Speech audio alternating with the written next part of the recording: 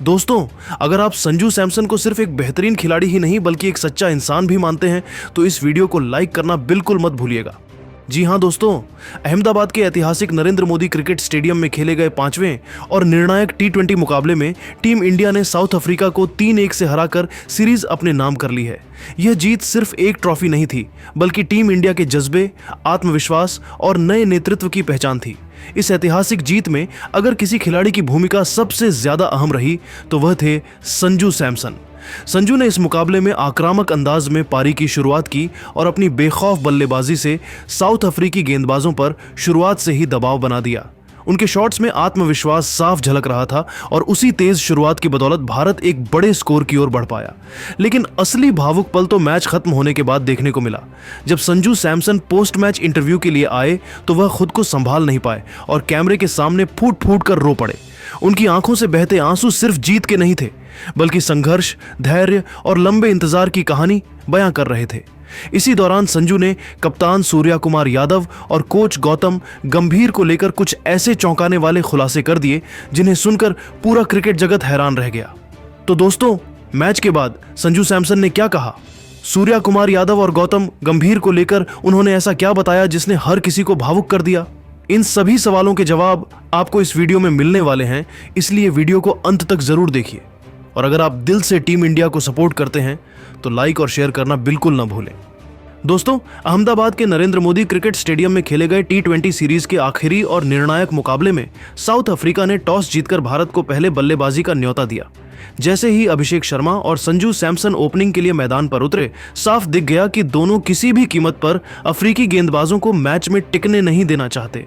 शुरुआती गेंदों से ही चौकों छक्कों की बरसात शुरू हो गई और पूरा स्टेडियम इंडिया इंडिया के नारों से गूंज उठा। पहले ही ओवर से संजू सैमसन ने अपने इरादे जाहिर कर दिए। मार्को यानसेन की लेंथ गेंद पर उन्होंने बैकफुट कट खेलकर चौका जड़ा और अगली ही गेंद पर एक्स्ट्रा कवर के ऊपर से शानदार ड्राइव लगा दी।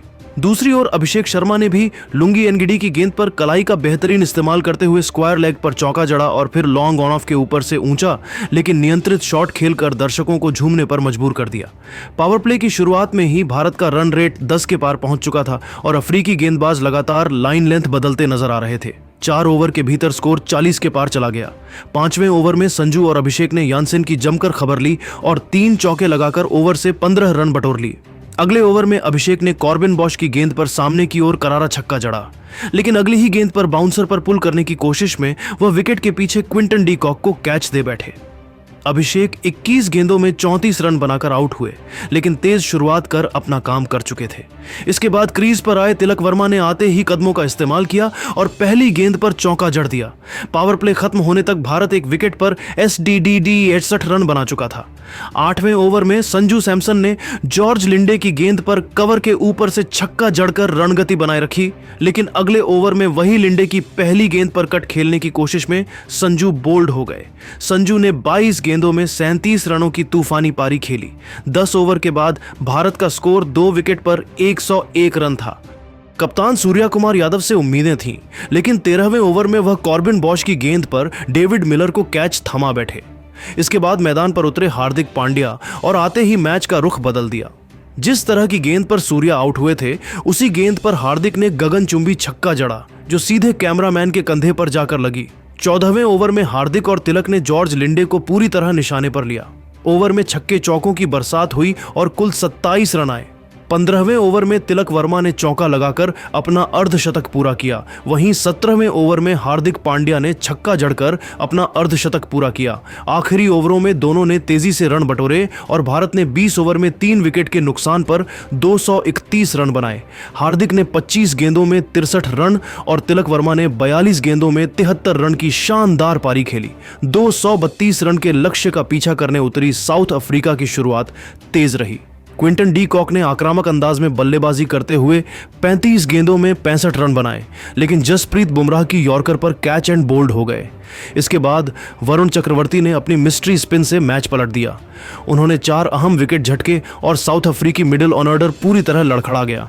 अंत में साउथ अफ्रीका की टीम 20 ओवर में 200 रन ही बना सकी और भारत ने यह मुकाबला 31 रनों से जीतकर सीरीज को 3-1 से अपने नाम कर लिया। यह जीत सिर्फ एक मैच की नहीं बल्कि नई टीम इंडिया की ताकत और आत्मविश्वास का ऐलान थी। दोस्तों, भारत की इस शानदार जीत के बाद जैसे ही मैच खत्म हुआ, मैदान पर जश्न का माहौल देखने को मिला। खिलाड़ी एक दूसरे को गले लगा रहे थे, ड्रेसिंग रूम से तालियों की आवाज आ रही थी और स्टेडियम में मौजूद हजारों फैंस जीत का जश्न मना रहे थे। लेकिन इसी खुशी के बीच मैदान के एक कोने में एक ऐसा दृश्य कैमरों में कैद हो गया जिसने सभी का ध्यान अपनी ओर खींच लिया।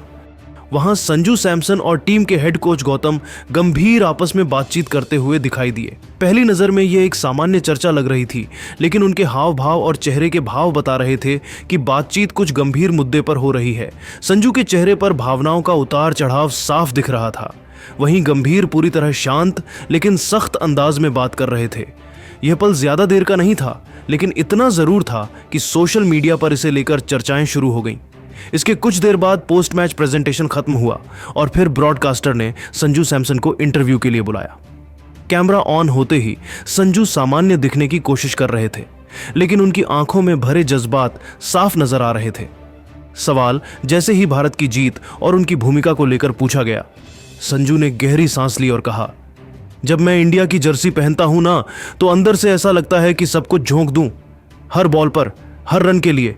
इतना कहते कहते उनकी आवाज लड़खड़ा गई और अगले ही पल उनकी आंखों से आंसू छलक पड़े। स्टूडियो में कुछ सेकंड के लिए सन्नाटा छा गया। संजू ने खुद को संभालते हुए आगे कहा कि यह जर्सी सिर्फ कपड़ा नहीं है, बल्कि हर उस संघर्ष की पहचान है जो एक खिलाड़ी अंदर ही अंदर झेलता है। इसके बाद उन्होंने वो बातें कहीं जिन्होंने सभी को चौंका दिया। संजू ने बेहद भावुक लेकिन साफ शब्दों में कहा कि उन्हें अब तक लगातार प्लेइंग 11 में मौके नहीं मिलने का दर्द अंदर ही अंदर खाए जा रहा है। उन्होंने कहा, मैं ये बात किसी शिकायत की तरह नहीं कह रहा, लेकिन सच ये है कि मुझे साफ संकेत मिले हैं कि मुझे रेगुलर प्लेइंग 11 का हिस्सा नहीं माना जा रहा। संजू ने आगे कहा कि टीम मैनेजमेंट के भीतर सोच अलग अलग है। उनके मुताबिक कप्तान सूर्या कुमार यादव उन्हें टीम में खिलाना चाहते हैं और उनका भरोसा उन पर है।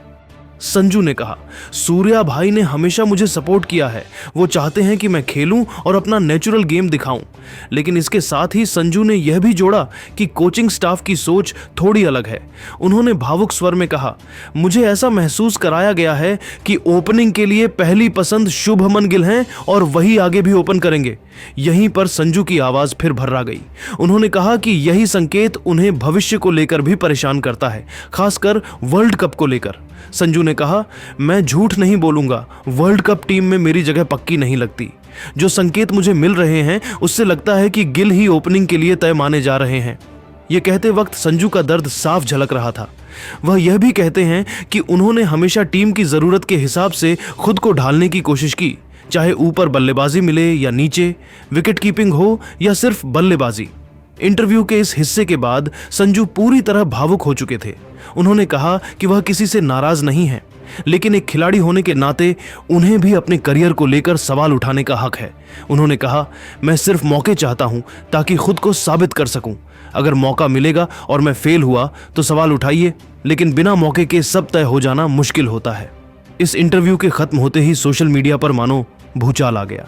फैंस दो हिस्सों में बंट गए। एक तरफ वो लोग जो संजू के दर्द को समझ रहे थे और उनके समर्थन में खड़े हो गए, वहीं दूसरी तरफ कुछ लोग इसे टीम मैनेजमेंट का आंतरिक मामला बताकर शांत रहने की सलाह दे रहे थे। लेकिन इतना तय है कि संजू सैमसन का यह भावुक बयान सिर्फ एक इंटरव्यू नहीं था, बल्कि एक खिलाड़ी के अंदर चल रही लड़ाई की झलक थी।